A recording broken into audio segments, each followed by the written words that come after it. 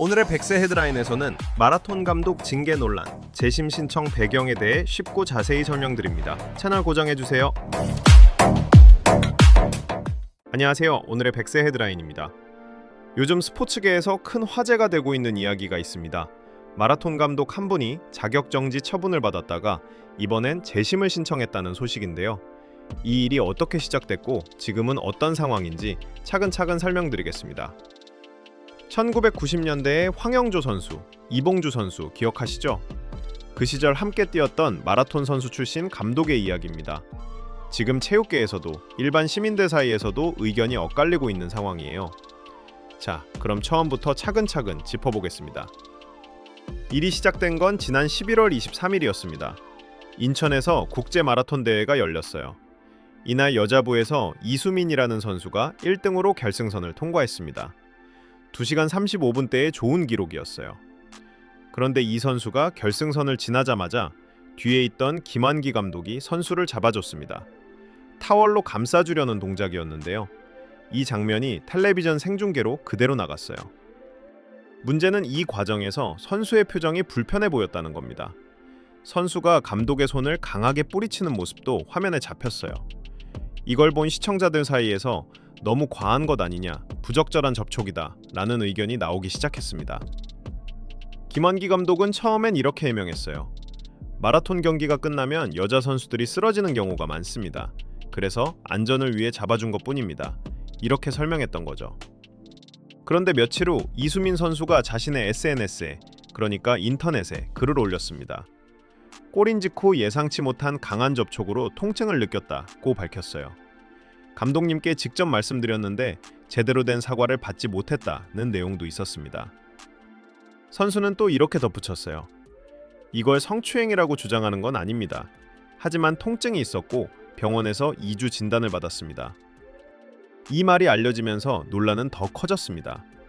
그리고 이 선수를 포함해서 육상팀 선수 5명이 체육회에 진정서를 냈어요.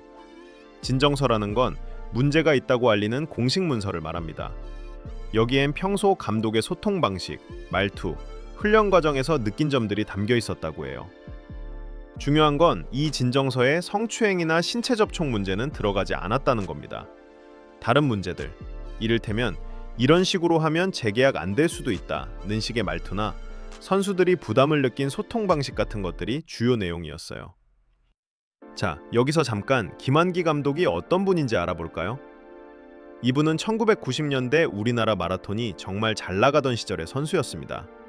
황영조 선수 기억하시죠? 1992년 바르셀로나 올림픽에서 금메달 딴 그 선수요. 이봉주 선수도 계시죠?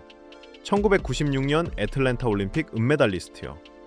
김환기 감독은 바로 이 두 분과 같은 시대에 함께 뛰었던 분입니다. 김환기 감독의 기록도 대단했어요. 1990년부터 4년 동안 한국 기록을 3번이나 새로 세웠습니다. 그래서 기록 제조기라는 별명이 붙었을 정도였어요. 개인 최고 기록이 2시간 8분 34초인데 이건 우리나라 역대 5위에 해당하는 엄청난 기록입니다. 바르셀로나 올림픽에도 황영조 선수와 함께 출전했어요. 그때 김환기 선수가 황영조 선수를 도와주는 역할을 했습니다. 33km 지점까지 앞서 나가면서 일본 선수를 견제했거든요. 덕분에 황영조 선수가 금메달을 딸 수 있었던 거죠. 이렇게 훌륭한 선수였던 분이 은퇴 후 감독이 됐고 2022년부터 삼척시청 육상팀을 이끌어왔습니다. 그러니까 3년 정도 감독 생활을 한 셈이에요. 그런데 이번 사건 이후 삼척시 체육회에서 스포츠 공정위원회라는 걸 열었습니다. 이건 체육계에서 문제가 생겼을 때 공정하게 판단하는 기구예요. 12월 10일에 회의를 열어서 결정을 내렸는데요. 결정 내용은 자격정지 1년 6개월이었습니다. 징계 이유는 성추행이 아니었어요. 직무태만, 그러니까 해야 할 일을 제대로 안 했다는 것, 직권남용, 즉 감독이라는 권한을 잘못 사용했다는 것, 그리고 인권 침해와 괴롭힘이 이유였습니다. 자격정지라는 건 그 기간 동안 감독 활동을 할 수 없다는 뜻입니다. 선수나 코치, 심판, 체육단체 임원 같은 일도 전부 못하게 되는 거예요. 김환기 감독의 계약도 이달 말에 끝나는데 이 징계 때문에 재계약은 어렵게 됐습니다. 반면 선수 4명은 삼척시청과 재계약을 했다고 발표됐어요. 여기서 어려운 용어들을 좀 정리해 드릴게요. 스포츠 공정위원회라는 게 나왔죠? 이건 체육계에서 불공정한 일이나 문제가 생겼을 때 공정하게 판단하는 조직이에요. 마치 법원이 판결을 내리듯이 체육회에서는 이 위원회가 징계를 결정합니다. 재심이라는 말도 나왔는데요. 이건 한 번 내려진 결정에 불복해서 다시 한번 판단해달라고 요청하는 거예요. 법정에서 재판을 다시 받는 것과 비슷하다고 보시면 됩니다. 진정서는 문제가 있다고 공식적으로 알리는 문서예요. 민원을 넣는다. 이렇게 이해하시면 쉽습니다. 자, 그럼 지금 상황은 어떻게 됐을까요?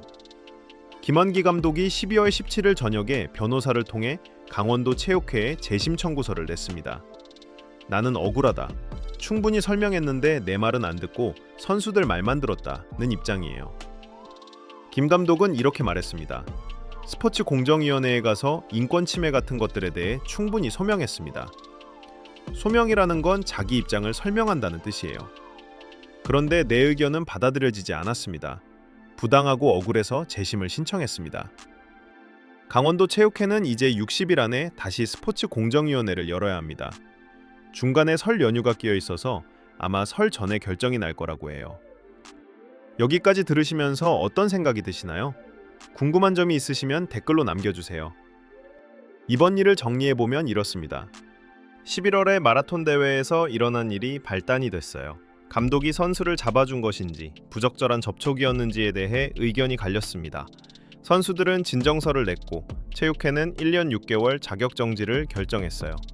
이유는 성추행이 아니라 직무태만, 직권남용, 인권침해, 괴롭힘이었습니다. 이제 김환기 감독이 재심을 신청했고 강원도 체육회가 다시 판단할 예정입니다. 이 일을 보면서 우리가 생각해볼 점들이 있습니다. 첫째, 선수를 보호하려는 의도였다 하더라도 그 방법이 적절했는가 하는 점입니다. 둘째, 감독과 선수 사이의 소통이 얼마나 중요한가 하는 점이에요. 셋째, 체육계에서 권한을 가진 사람들이 그 권한을 어떻게 사용해야 하는가 하는 문제입니다. 김환기 감독은 1990년대 우리나라 마라톤의 영광을 함께 만들었던 분입니다. 그래서 이번 일이 더 안타까운 면도 있어요. 선수들 입장에서는 자신들이 느낀 부담과 어려움을 용기 내어 말한 것이고요. 아직 재심 결과가 나오지 않았습니다. 그러니 우리는 어느 한쪽만 옳다고 단정하면 안 됩니다. 강원도 체육회가 양쪽의 이야기를 다 들어보고 공정하게 판단할 거예요. 이 이야기가 도움이 되셨다면 구독과 알림 설정으로 내일도 함께 해주세요. 여러분의 생각은 어떠신가요? 댓글로 자유롭게 의견 나눠주세요.